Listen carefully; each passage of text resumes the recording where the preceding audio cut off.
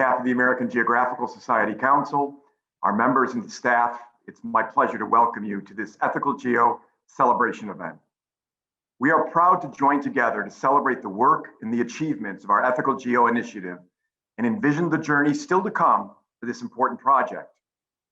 Established in 2019 with the support of Omidyar Network, the EthicalGEO Initiative was launched with a nationwide video competition, soliciting proposals from scholars and practitioners working at the intersection of ethics and geospatial technology. 7 individuals were selected to become the inaugural class of EthicalGEO Fellows and pursue individual research projects exploring the ethical implications of the rapidly expanding geospatial industry and its many applications. The outcome of their projects, released at the end of last year, provide critical insight to researchers and industry leaders on the future of ethics and geospatial technology. We are very honored to gather this impressive group today to share the results of their work, reflect on the EthicalGEO Initiative, and share plans for their work and the necessary work to be done in the field in the future. In 2020, as the COVID-19 pandemic took hold around the world, EthicalGEO and its priorities became even more important and timely. We were fortunate to partner with the Henry Luce Foundation to grow the initiative and continue to serve as the leader in organizing and disseminating knowledge surrounding ethics and geography. Beginning in June, we convened the Location Tech Task Force, a series of 10 blue ribbon panels and leadership spotlight presentations from experts exploring the societal implications of geospatial technology and mobile location tracking amid the COVID-19 pandemic and beyond. As we look ahead to 2021 and as we go forward, we are eager to share our plan for the future of EthicalGEO Initiative. Most importantly, our work on the Locus Charter, a set of international guidelines advancing the responsible and ethical use of location data. I would like to begin by thanking Mr. Peter Rabley and Ms. Amy Regas of Place, who as part of our original team at Omidyar Network have provided steadfast support throughout our journey. Before we hear from our EthicalGEO Fellows and learn about the Locus Charter, it is a privilege for me to introduce Peter Rabley, co-founder and managing partner of Place. Welcome, Peter.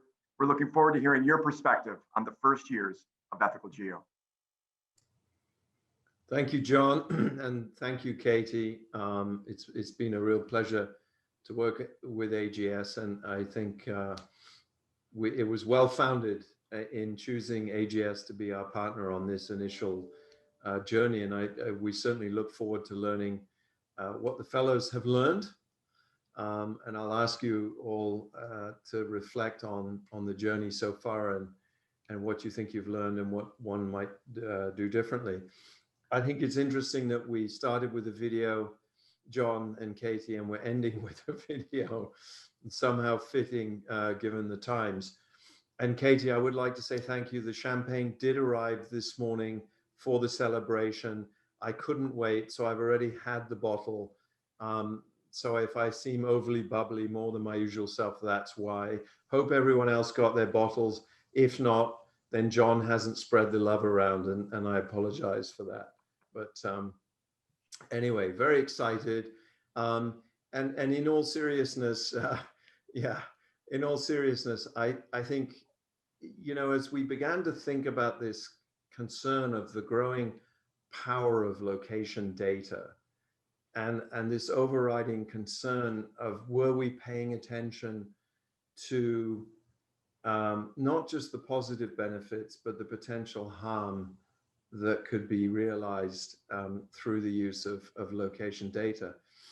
And thinking, how do we get ahead of it so that we're not seen as the person with the needle sticking in someone's side, but how could we begin a conversation around framing the dialogue around ethical use of location data and EthicalGEO so that we could realize the tremendous benefits this approach and technology allows us without shutting it down and without taking a punitive response. And we didn't know what we would get as we started this journey. And I think seeing the results of each of your work and what it's led to in terms of the formation of the Locus Charter, I think has exceeded the expectations we had when we first started, which is really to learn and understand what the art of possible might look like. So a big thank you to you all. Eager to hear from you all, and would very much ask, and not necessarily now, but as we begin to wrap things up in hopefully what is only this phase, that we reflect on how it's gone, what you would do differently, how you think we can improve things, etc. Because of course, it's only by learning that we get better as we move forward. So thank you again to all of you, and to John, Katie in particular, and the American Geographical Society. Thank you, Peter, for your insight and the continuing support that you've given us with EthicalGEO. Now, we're pleased to once again welcome our inaugural class of EthicalGEO Fellows to the stage to celebrate their accomplishments and share the results of their projects. Over the course of the last year and a half, our fellows worked in a range of projects, many of which continue to expand and influence the field in positive ways. We look forward to seeing the impact of their work will have in the future. First up, I would like to welcome Dr. Dara Seidel, who is an associate professor of GIS at Colorado Mountain College. Dara? Thank you, John. Thank you, Peter, and thank you, Katie. My project was to create a video toolbox to facilitate student learning about geoprivacy issues. So geoprivacy is the right to control how your personal location data are shared. So often we and our students are unaware of the ways in which location data are collected behind the scenes and how they're used to make decisions about us. For instance, determining the price we pay for services or insurance. The goal of this video series was to create an entertaining starting point to begin discussions about privacy and the benefits and drawbacks of extensive location data collection. Among the fictional but realistic topics covered in the videos are an ad for a background check company that tracks the locations of job candidates to see if they engage in risk behaviors. Another video interviews a repossession company employee who collects pictures and locations of all vehicle license plates via automated license plate reader. All of these videos are accompanied by activities that encourage students to debate the merits of these location capturing practices. What are the good points and what are the potentially nefarious uses of such data collection? I have found that when sharing it with classes, the number one overwhelming reaction is surprise. Is this really going on? Are these really the ways in which location is captured? Overall, the EthicalGEO Initiative has broadened completely my involvement in treating privacy issues. Beforehand, my involvement was solely in academic research. The EthicalGEO Fellowship gave me the opportunity to share my findings in a way that more directly benefits students and allows them to see the connections between privacy and their own lives. The EthicalGEO Fellowship also gave me the opportunity to connect with some exceptional professionals who are also involved in location ethics and to engage in conversations and speaking events over the last year, which has been tremendously beneficial. It's also directly impacted my own career trajectory, as over the past year, I've moved from the consulting space in GIS into a new position as associate professor of GIS. I'm really looking forward to continuing to expand the reach of this video series by making it more available to high school and college educators. I'm also going to continue my academic research on the prevalence of people's personal location masking behaviors. So how different events in people's lives shape the way that they engage with in sharing location or by hiding it through various means. So a big thanks to everyone, to my other fellows and to AGS and the Omidyar Network for this excellent opportunity. Thank you, Dara. AGS is committed to continuing to share your work with our community of geographer educators across the United States and lead the way to increase awareness of these issues surrounding geoprivacy. Next, we're going to hear from Father Michael Rozier. Father Rozier is an assistant professor of health management and policy at St. Louis University. Michael? Thank you, John. And I'm grateful to follow Dara's work because there's a lot of stuff that I actually draw upon. I just wrote a paper that cited, I think, 3 of her previous publications. So through the support of the EthicalGEO Initiative, I was able to field 2 surveys. And the surveys attempted to get at the question of the relationship between our sense of self, our self-concept, and our geolocation, our spatial location.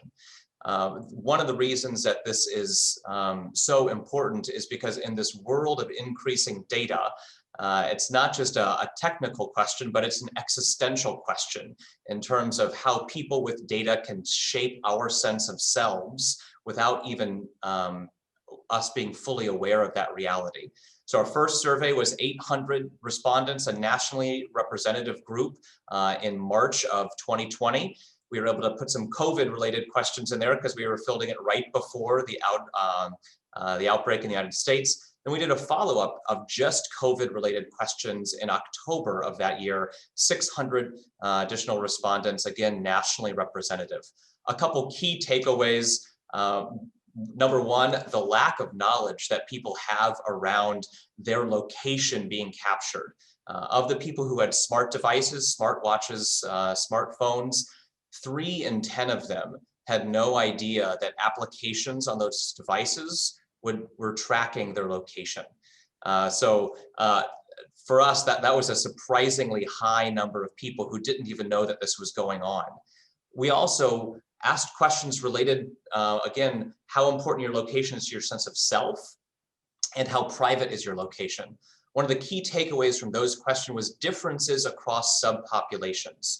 As one example, people who self-identified as a racial ethnic minority felt that locations that revealed that element of themselves were far more private than people who did not identify as a racial ethnic minority. Our takeaway for that is whenever we are talking about the importance of ethics in geolocation, it's really important that our community is represented by the voices around the table to ensure that the variety of opinions are appropriately brought to the conversation. Another key takeaway was that health has a special location or a special place in our geolocation.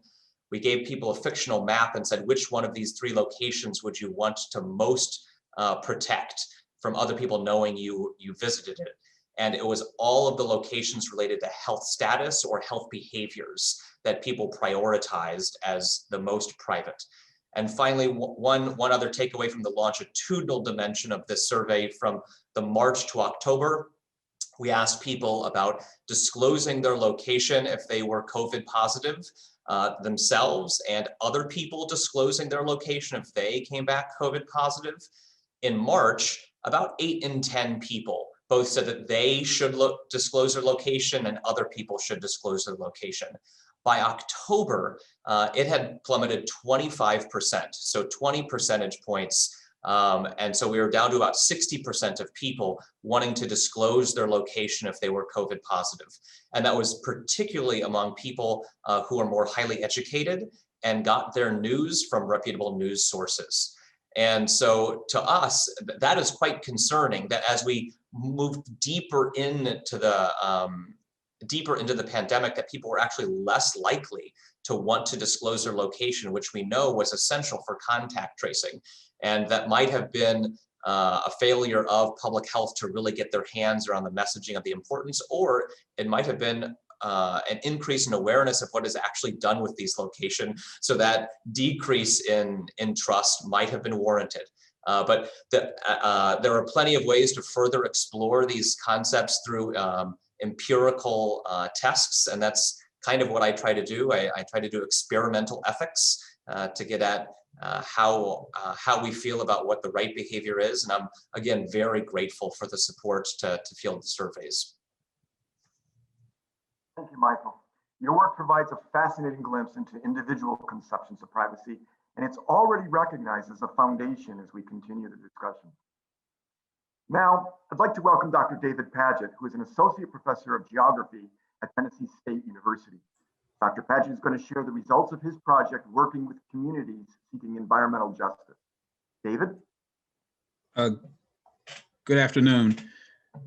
Yes, I've been working at Tennessee State University for the past 20 years. And when I first arrived, I founded the Geographic Information Sciences Lab. And with Tennessee State University being one of our 100 or so historically Black colleges and universities, our tradition is service. In fact, our motto is think, work, serve. And so our lab, or the GIS lab, it has a history of service over the past 20 years, primarily to environmental justice communities.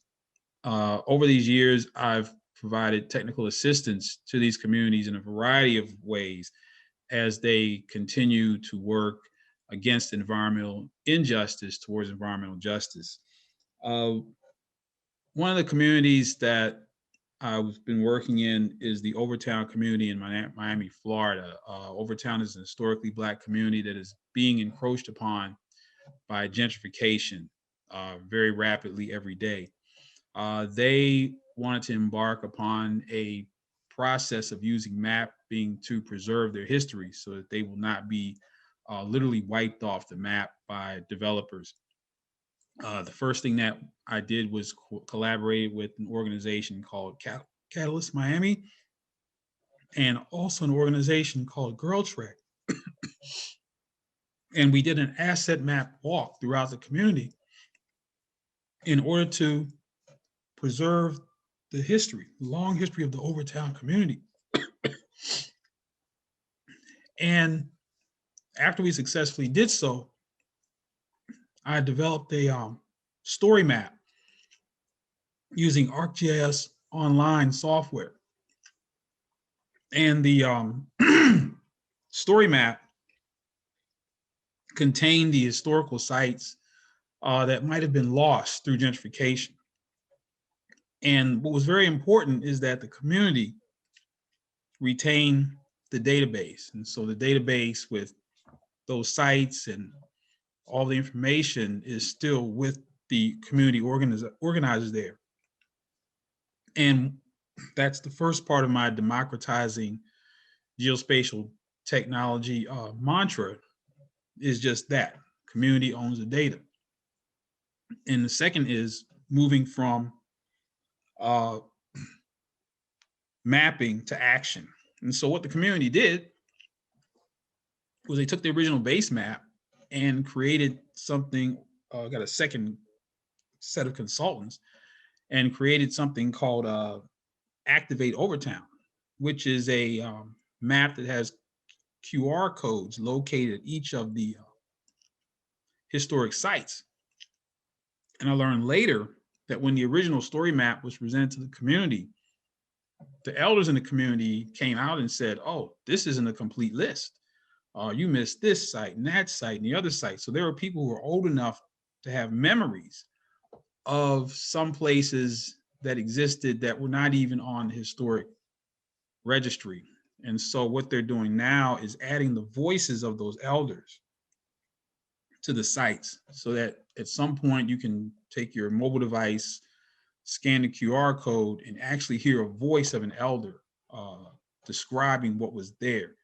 And so that adds much more value. It's much more difficult to wipe out a historic place if you have living representatives of that place. Another community where I was working was the Wedgwood community in Pensacola, Florida. They are an African-American community that's surrounded by 13 open pit landfills.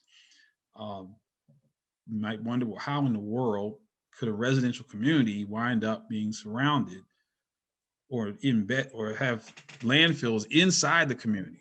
Open pit, 13 of them, unlined. Well, that's just the history of our country. That's during the time that the zoning regulations were made in this community, African Americans could not vote in that section of Florida. And so now we have what we have.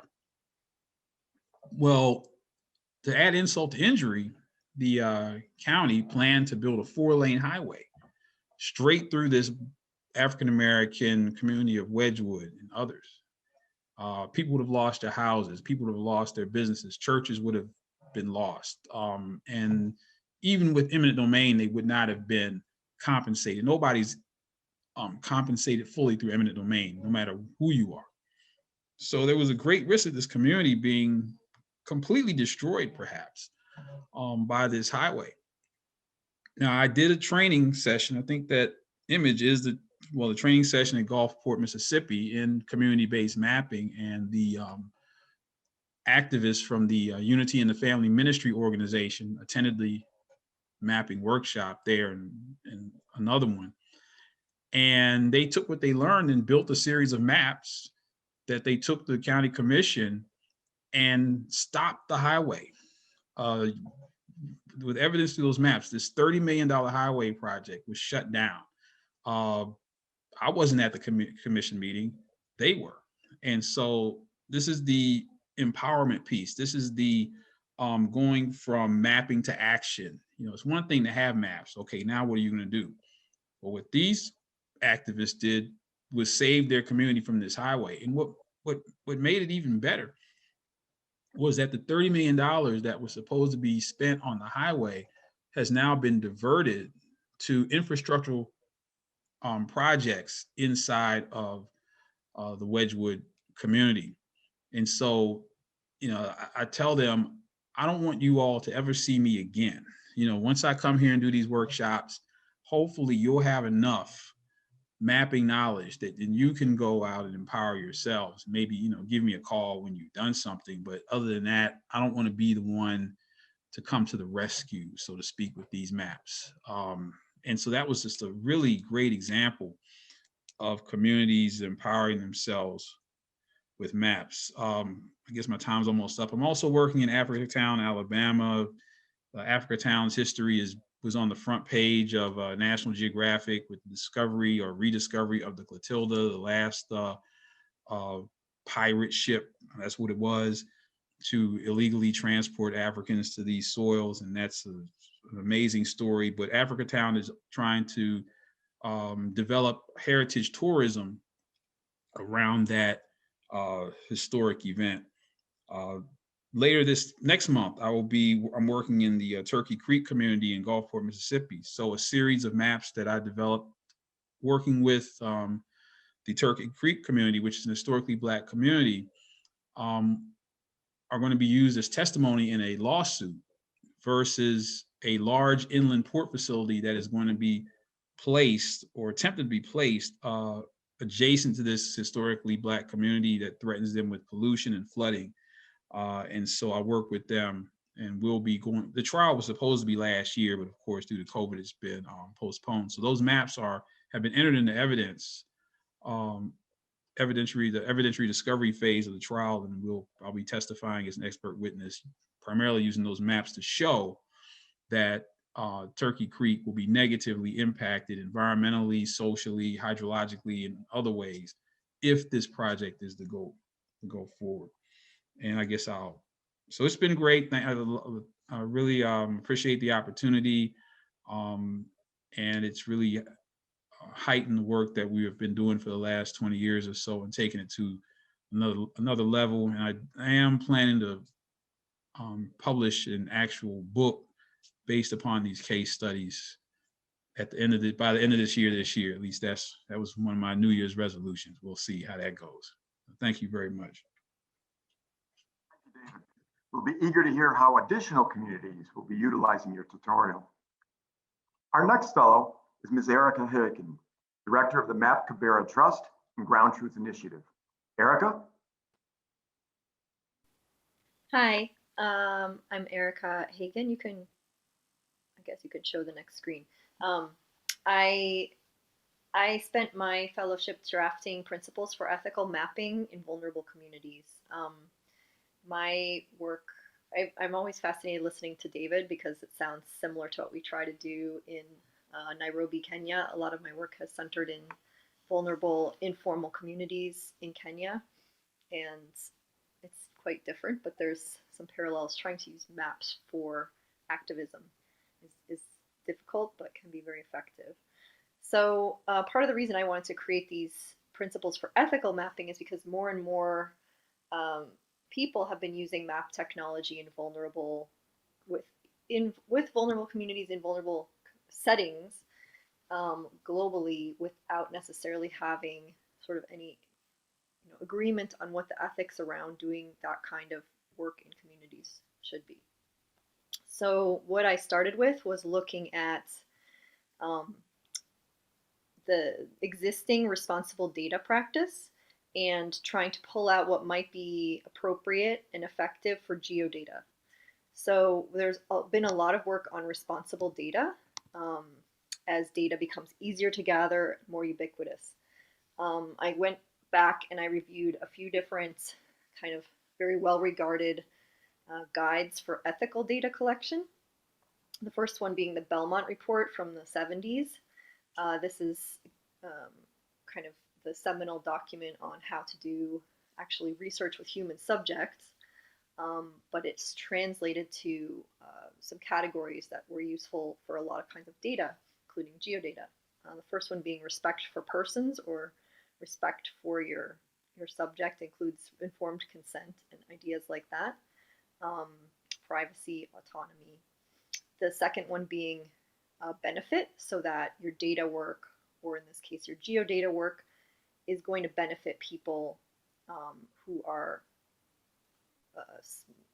the way that's presented is subject to the research, but in any case, if you're working with people, that it will be of benefit that you've actually thought this through, so that the risk versus harm analysis or cost benefit analysis weighs in their favor.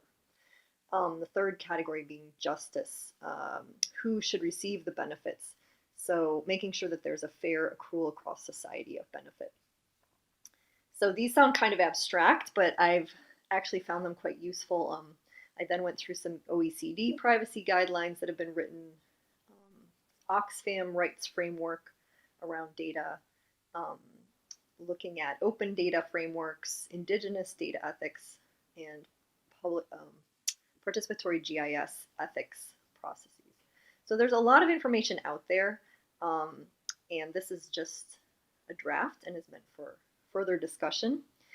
But as far as challenges to mapping in vulnerable places, I also did some research around, what people identified as common challenges. What came out of that was some themes, such as issues of interest and who benefits. So within the cost benefit area, in whose interest are projects done? Now, I work a lot in this sort of international development and humanitarian space. Obviously, any sort of data or mapping exercise is supposed to benefit the population, but people that perform this work had questions around is there really a fair cost benefit analysis going on? Ideas around open data as free labor, or who's benefiting from open data work. Again, open data being a common ethical principle that people should be transparent with data that is not private. But there's also discussion around how that data is gathered and who provides labor. Consent challenges. Do people understand when they're giving consent? Data use and impact. Is there false hope raised around what the data could do?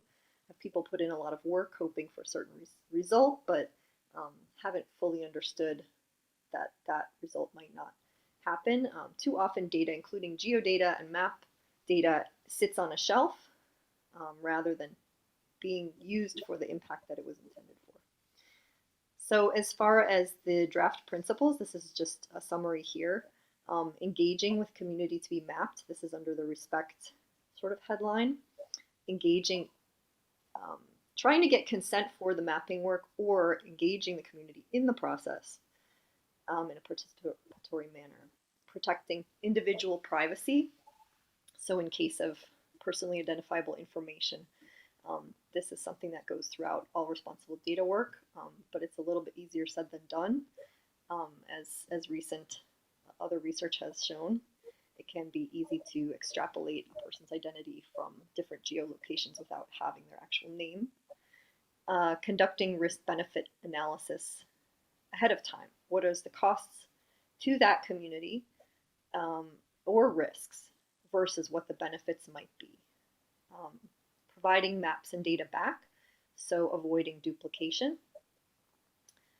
Some of this is around the benefits category. Purpose limitation, collecting what's necessary. I kind of modified this because I work a lot with OpenStreetMap and open data. So also, alternatively, if the community wishes to broaden the project, allowing for that, because sometimes a more full picture than a very narrow data collection might be of greater benefit to them. Considering purpose only in conjunction with planning within a community. Non-duplication of data efforts. This is always a challenge. Trying to coordinate and data share rather than impose a burden on the community. Creating local opportunities, capacity, and sustainability, including economic opportunity. Some of this has to do with justice, trying to distribute the burden and the benefits to various sectors of society. I hope you can hear me. Sorry, my mic is kind of low. And creating open map data by default. So that means making it fair, findable, accessible, interoperable, and reusable unless determined otherwise. For instance, in Indigenous map data creation. So these are the draft principles in a very one sentence per principle kind of format. I really hope to be able to discuss further and develop them into a more final product following this. Thank you. Thanks so much, Erica. We're looking forward to seeing your guidelines for ethical open mapping continue to be adopted in the open source mapping community. Next, I'd like to welcome Dr. Alfredo Giron Nava, who is the Andre Hoffman Fellow at the Stanford Center for Ocean Solutions and the Center for the Fourth Industrial Revolution at the World Economic Forum. Alfredo? Thank you very much, John. Yeah, well, I would like to start by saying that the opportunity that EthicalGEO gave me to be part of this cohort was incredible. First of all, because I am the first, I hope, Ocean Fellow in what I hope becomes a larger cohort of Ocean Fellows for EthicalGEO. And the topic that I started working on has to do with fisheries. And can we go to the next slide, please?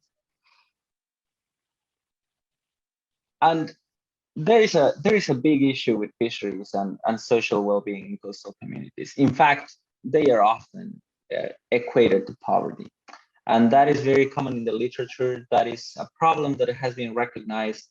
And even though many people say fishers are not the poorest of the poor in a country, it is something that cannot be denied that people in fishing communities struggle even more than people in other sectors of society, just because of the remoteness of the work and the variability that environmental conditions put on their livelihoods.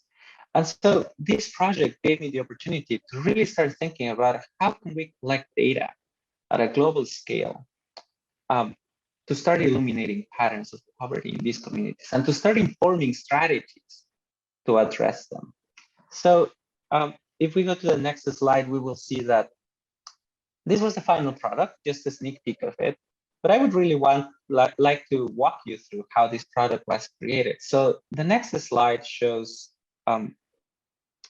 the number of fishers per country around the world. And something that you will see is that Asia has 80% of fishers around the world, and that is mostly China and India, as we will expect just from population itself. But also as we will expect as countries with long coastlines and countries where really economic development in coastal communities hasn't gone through the phases that it has gone in other countries. And it's the same in South America. You can see Brazil. It's the same in Mexico, where I am from. These are places where fisheries are often used as a last resort economic safety valve, to call it somehow. So if you don't have a job, if you don't have an opportunity, the government will just issue you a fishing license, or not even, but tell you like, go there, fish, eat, and maybe make some profit. So that is an increasingly worrisome problem as stocks of fish worldwide start declining and start producing less money for these people. So if we go to the next slide, please, we will see data that I was able to collect along with colleagues on, okay, how much money are fisheries generating per country?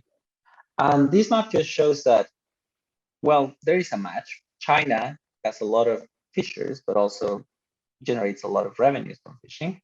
But really, none of the other countries that we saw at high risk, just because of the number of fishers, are generating that much money. The US is another country that generates a lot of money, but really, there are not that many fishers compared to other countries.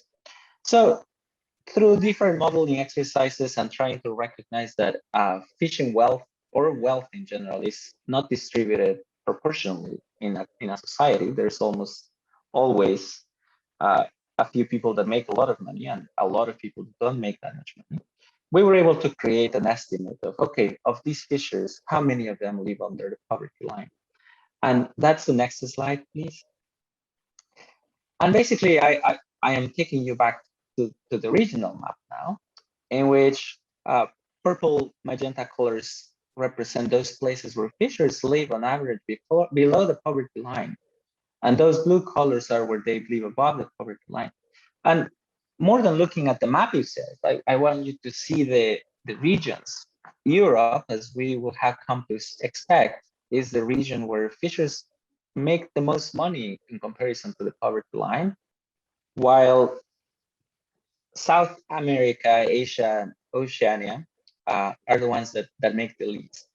And something that I want to highlight, especially with Oceania, is that the small island developing states, that is where this comes from.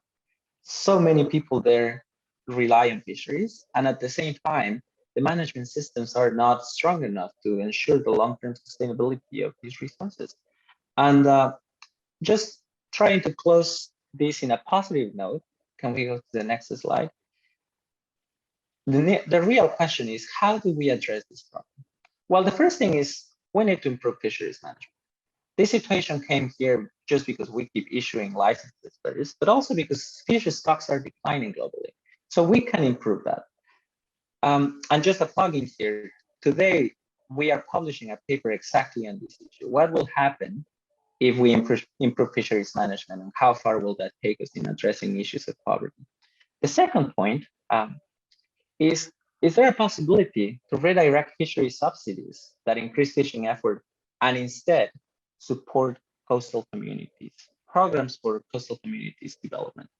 Well, that is work that is currently in progress, and that the EthicalGEO Fellowship allowed me to connect with colleagues to start working on this. So I am hoping that in the next months, we will see a publication on this topic. The third thing is, how can we increase the value of fishing products throughout the supply chain? Because it's not only about extracting more fish, it's about paying fishers more for it, or eliminating some of the intermediaries that are the ones capturing all of that wealth. And the last point is, how can we diversify economic opportunities in coastal communities? As I was saying, many of the times it's just like, well, you are poor and you're in the coast, go fishing. Well, what if we had more opportunities? What if we had other jobs that people can access to? And my last slide here shows one example that I really, really like in the coast of Mexico, which is called Cabo Pulmo. Cabo Pulmo is a community that 25 years ago decided that fishing was not giving them the life quality that they wanted. So they worked a lot with NGOs and the government to really design a program for coastal development. And what they decided to go for was for sustainable blue tourism. And now they thrive. That's the first thing. The second thing is they have an amazing ecosystem. I will recommend anyone in the world to visit Cabo Pulmo, to dive there at any time. It's one of the most amazing places I've ever been to. But third, just to show that it is possible to make these transitions. And again, thanks to the EthicalGEO Fellowship, we are having another publication in coming weeks on how the coupling between establishing expectations for society and establishing good practices for leadership within a community, and for practicing what we call commoning, which means practicing managing your common resources. If you give opportunities to coastal communities to practice it, if you give the financial and the government and the policy instruments necessary for them to practice this, eventually these systems will grow and we will have more Cabo Pulmos around the world. So that is it, and thank you very much to the EthicalGEO program, to the Omidyar Network. I'm sorry, I can't pronounce that. And yeah, thank you. Thank you, Alfredo. It's been really fascinating for us to learn more about the global fishing industry throughout your project. Really great leadership on your part. And now, it's a pleasure to introduce Mr. William Perry Evans, a project manager for the Humanitarian OpenStreetMap team in Tanzania, to share the results of his work. Will? Thanks, John. So yeah, as you said, I'm a project manager with the Humanitarian OpenStreetMap team. And I want to just begin with this cover slide here because it kind of captures a moment in the project that was really fun for me personally, and I think kind of symbolic for the project as a whole. So you can see my colleagues there in Tanzania. And as you can see, the title of our project was Land Rights for Informal Settlements in Dar es Salaam. And you know, in preparing for the project, we spent a lot of time researching and understanding kind of what some of the biggest global issues are, but as well as, you know, issues that are affecting people very locally. And so we know that there's over 1 billion people around the world who are in need of title deeds. And we know that this kind of informal living that exists in a lot of cities around the world, and in Dar es Salaam in particular, is a critical issue for people living there. So as I said, these are my colleagues in Tanzania, and this was towards the end of the project, and we were actually conducting a training. And the training was being led by two of my colleagues there, Idi and Digna. Digna is a young 25-year-old Tanzanian who, by the end of the project, was actually informing us and educating us on how GNSS works, and how we can use this dual frequency receiver to get centimeters level mapping. And basically, Open Map Development Tanzania were my partners on this project, and they were the key people actually being out in the field again during, you know, following safety protocols and amidst COVID. It was a very challenging project, but I basically want to shout out to them. And what they're doing here is actually demonstrating how we could write the acronym OMDTZ using GNSS, and that was sort of demonstrating basically the high accuracy of the technology. So on the next slide, you can kind of see basically what was a little bit at the heart of our project. And as David and Erica have alluded to, community mapping is something that's incredibly important to a lot of geospatial work. And I actually read Erica's guidelines, or at the time it was a blog, to prepare for the community meeting that we were setting up. So again, kind of looking for consent and community participation. As the project evolved, we began to talk about this concept of community cadastres, which basically are registers of the ownership and extent of property generated by the communities themselves. So at the time, I was living in Dar es Salaam. I was living in a subward by the name of Makangira. And here you can see a community meeting that had taken a number of months to actually prepare for and set up. But this was critical to getting the community's buy-in, to understand the risks, the possible benefits, the possible negative outcomes of this. And, you know, we spent a lot of time speaking with the various leaders and community members, and it kind of culminated in this picture when we were able to come and join the community in one of their local meetings and explain, you know, what we would be able to do with our technology to provide them with title deeds. That being said, this was a huge accomplishment for us just to be able to hold the meeting and kind of convey the sense of the project. But there was a lot of bureaucratic, there's a lot of bureaucracy happening in the background. So we were meeting with local authorities, the chief surveyor of the Kinondoni Municipal Council, and we were also meeting with local NGO, for example, Landesa, which was launched by the Minister of Lands and also was emphasizing the importance of providing women with secure land rights, which is something that we actually talked about and mentioned in this community meeting. And it wasn't something that the community had heard a lot about. So with this community meeting, we sort of had the green light to go ahead, but at the same time, we were facing a lot of political barriers, sort of internal dynamics, because land is such a sensitive issue. And when you start talking about mapping land, you run into political sensitivities, basically. So at the end of the day, even though we were able to have this community meeting and get the buy-in from the community, there were political factors at play that we couldn't overcome. And we actually shifted the pilots to 3 other communities. And so on the next slide, you can see some of the outputs of the project. we had started out with the hope that we would actually be able to give people title deeds in one community.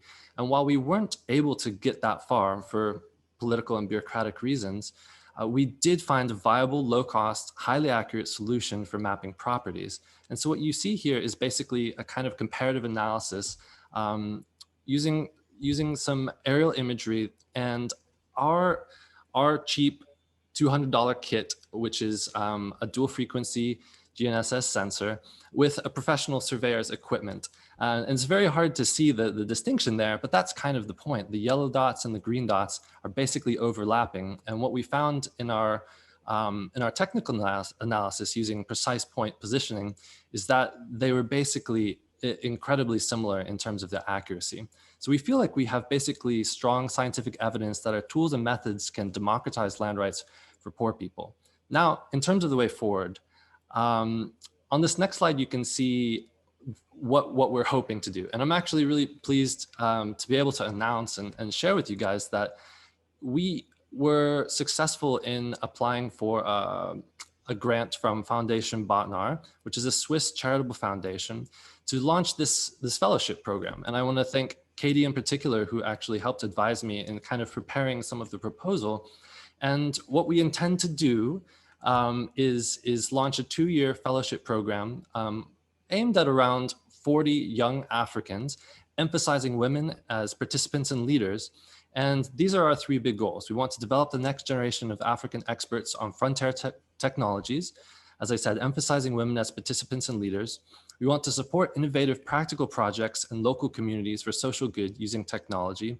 And we also want to cultivate existing hubs of open data, frontier technology and innovation at Open Map Development Tech Tanzania and throughout the region. And so the picture that you see here is basically my friend and colleague Bornlove at Lake Victoria. And what you see is a bamboo drone that he has built on the spot using the basic components that you need: LiPo battery, propellers, 3D printed motor mounts, flight controller, GPS. And the whole goal of our idea is that Africa should be mapped by Africans. And that in addition, every university in Africa should have access to a drone and drone technology. And one of the takeaways from the Community Cadastres project for me was that the perfect solution to this is actually collecting aerial imagery. And we can do this now with drones. And so this is the way forward that we believe in. And I also think that the fellowship in particular was so useful for me being able to have time to work on this very innovative project. And essentially we believe that we proved the technology works with the pilot, but we didn't knock it out of the park in terms of getting people the title deeds. So now with this new fellowship, we're hoping to work in Tanzania, Rwanda, and the Democratic Republic of Congo. And we're hoping that through drones, we'll be able to continue working with community cadastres and be able to provide communities with title deeds. Thank you.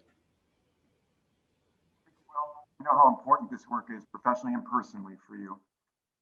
And finally, we welcome Mr. Greg Babinski. Mr. Babinski is the Marketing and Business Development Manager at King County GIS Center, and he's going to share his framework for using GIS to promote equity and social justice. Greg?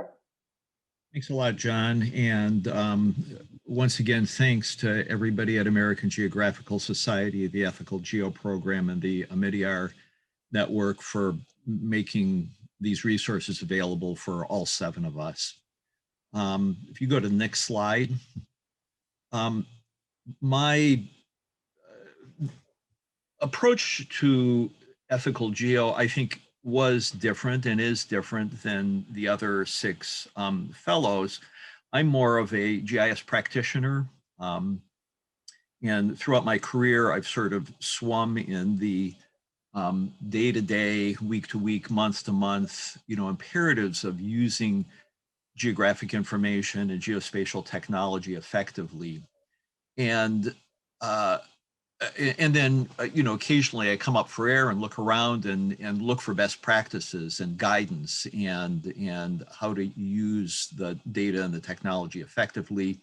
The emergence of an equity focus amongst many local government agencies beginning about 5 years ago and just intensifying year after year is what led me to the the concept that an initial document was needed to define some best practices for using GIS around issues of equity and social justice. And so one of the things, this was actually developed before I was awarded the fellowship, was this idea that local government agencies will probably have a life cycle in using GIS for issues related to equity and social justice.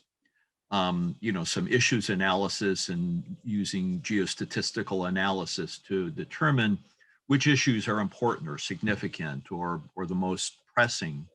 And then also using geospatial analysis to determine possible programs that address these issues, and then putting those programs into place, implementing programs and using GIS and geospatial analysis and tools like dashboards for stakeholder awareness.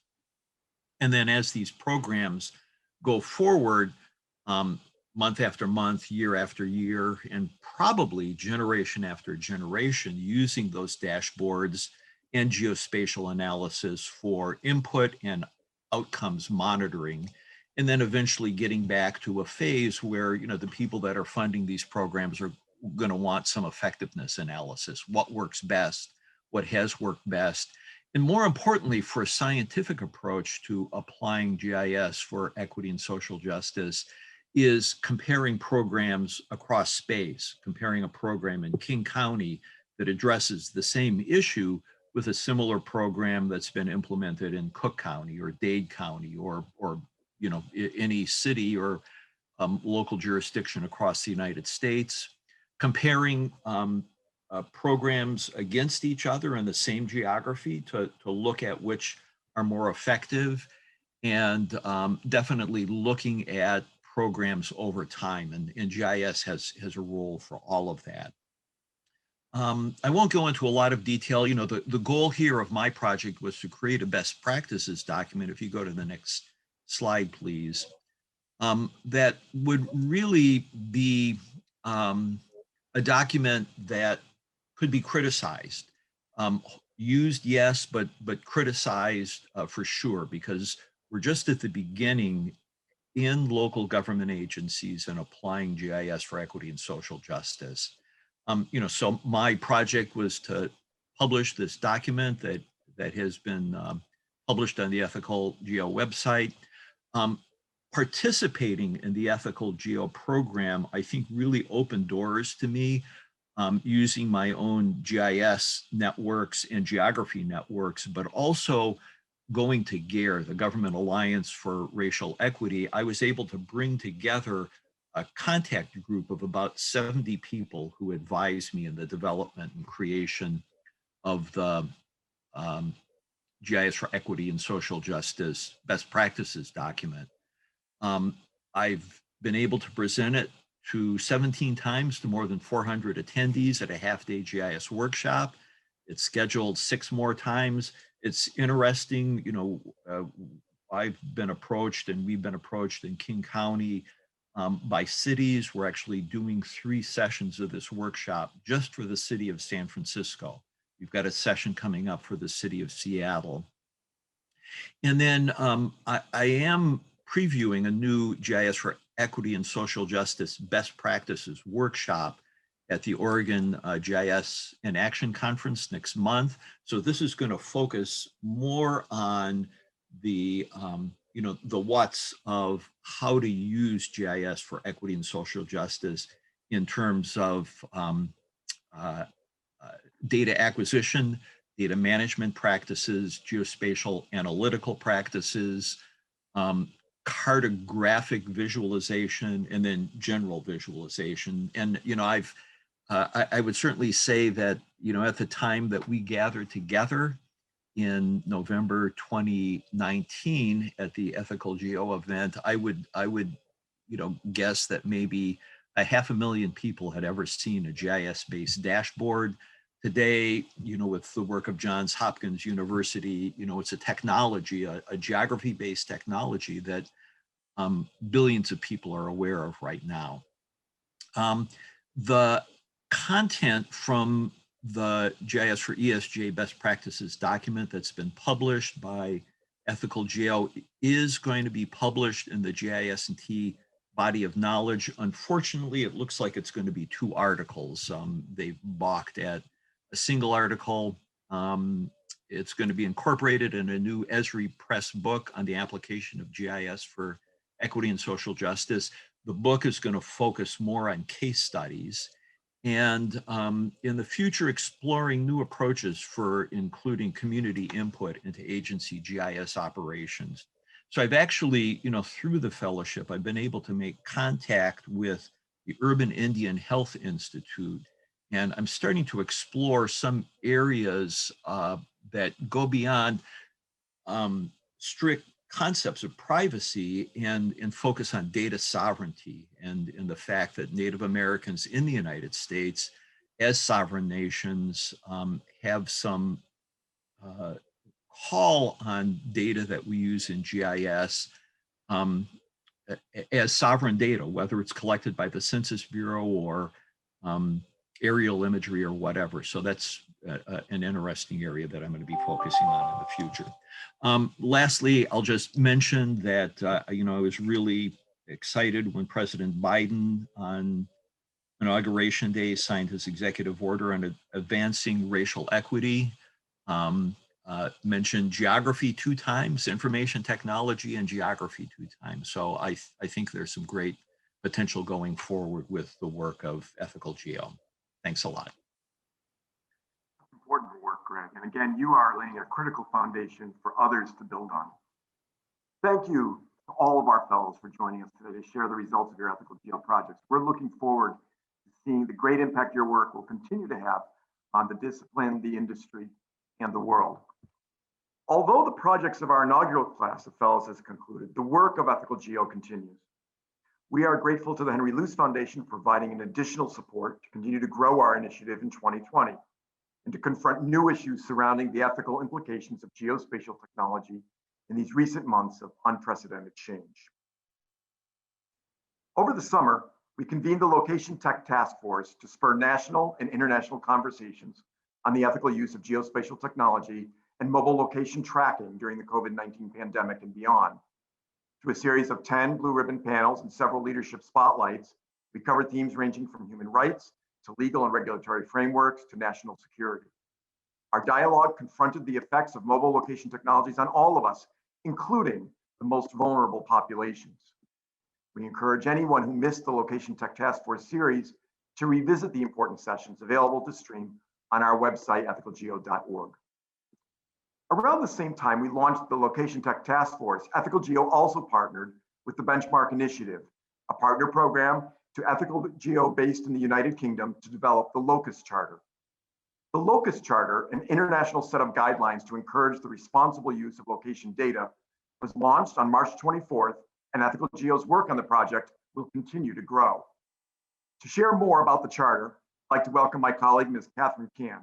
Ms. Can is the Manager of Sponsored Projects and Initiatives at AGS, and she will talk about the work she and many others have been focused on to make the Charter happen. Katie?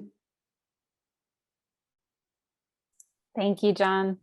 Thanks everybody for coming today and sharing all these details about your work. We're excited to share a little bit about EthicalGEO moving forward, starting with the Locus Charter, as John mentioned. So on March 24th, we were very pleased to join our partners at the Benchmark Initiative to launch the Locus Charter, which is a set of guiding principles guiding the responsible and ethical use of location data around the globe. The Locus Charter stemmed from a partnership between EthicalGEO and Benchmark Initiative, which, like EthicalGEO, was funded by Omidyar Network in 2019 as a project of the Ordnance Survey's Geospatial Initiative based in the UK. Over the course of 2019 and 2020, Benchmark hosted a lecture series on themes ranging from smart cities to humanitarian mapping to digital feudalism, and also supported 4 teams of entrepreneurs working on applications of ethical location data use, similar to our group of fellows that we had here today. So when COVID took hold kind of around the world, we got our heads together and began to think about how we could advance the conversation around ethical and responsible uses of location data at a global scale. We decided to think big and create a network of stakeholders from all around the world and develop a high-level strategic document that could be scaled and utilized by geospatial organizations wherever they are. And so that work began the Locus Charter. So we started by trying to identify a place where the Locus Charter would fit into the global conversation of ethical data use. A series of existing frameworks and guideline documents already exist and that have been developed for practitioners and kind of aimed at smaller scales and varied audiences around the world. So we sought to kind of unite the work that had already happened in these initiatives and draft an overarching global principles set that could continue to guide applied projects in the future.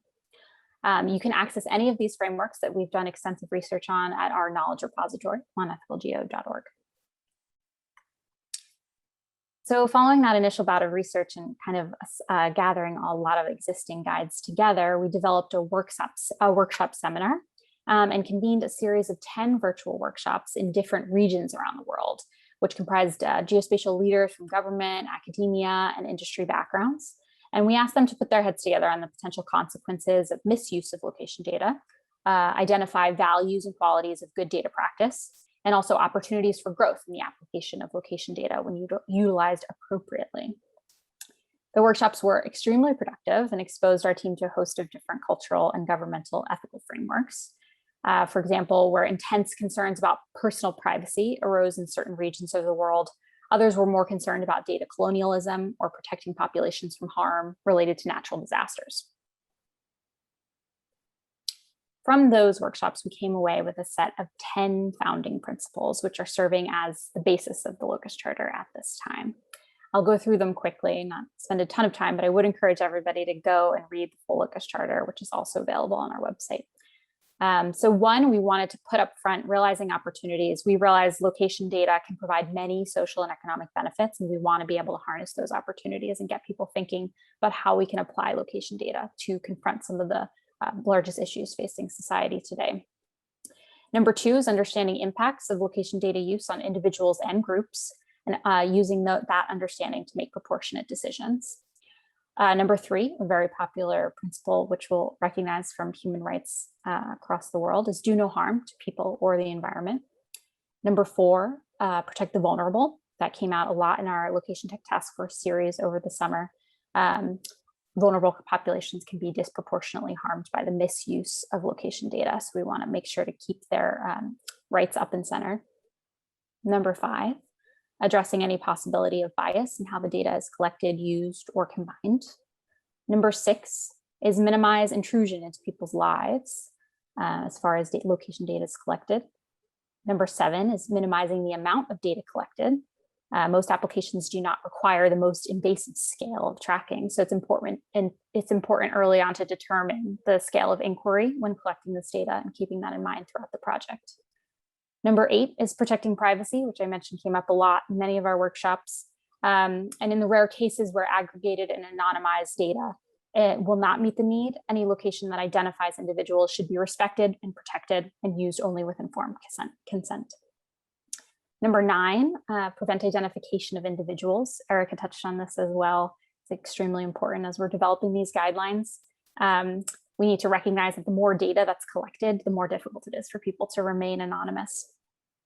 And number 10 is providing accountability, which we're seeing a lot of momentum around in this space. And that's kind of allowing people to understand how their data is used and collected, putting that right back into the consumer's hands. So on March 24th, we gathered several industry leaders, including Dr. Nadine Alama of OGC, the Open Geospatial Consortium, Lisa Allen at Ordnance Survey, Ed Parsons at Google, Olivier Thoreau at the Open Data Institute, ODI, our own Chris Tucker, the chair of the American Geographical Society, and Denise McKenzie and Ben Hawes, who are the co-directors of the Benchmark Initiative, to launch this exciting charter finally. We were really happy to get a lot of players in the geospatial industry and beyond have taken note and are eager to get involved in the initiative. And we're really excited to have them, of course. And now we are kind of turning to you and the public and asking for help in refining the Locus Charter. So we're asking all interested individuals and organizations, including data practitioners, researchers, policymakers, and thought leaders, to join our Locus Charter community and advance the dialogue to the next level. I encourage everybody to read the charter and indicate your interest in joining the community at our website, ethicalgeo.org/locuscharter. Thank you. Katie. We hope all of you will join our Locus Charter community of interest and help us put ethics at the heart of the geospatial industry. And that concludes our program for today. Thanks again to Mr. Peter Ravely, Ms. Amy Regas, and to our EthicalGEO Fellows for joining us to celebrate the work of the EthicalGEO Initiative thus far and help us look forward to the future. To anyone who would like to learn more about our work, I encourage you once again to visit the EthicalGEO website, ethicalgeo.org, or send us an email at info@ethicalgeo.org. Thank you. Goodbye. Bye, everyone.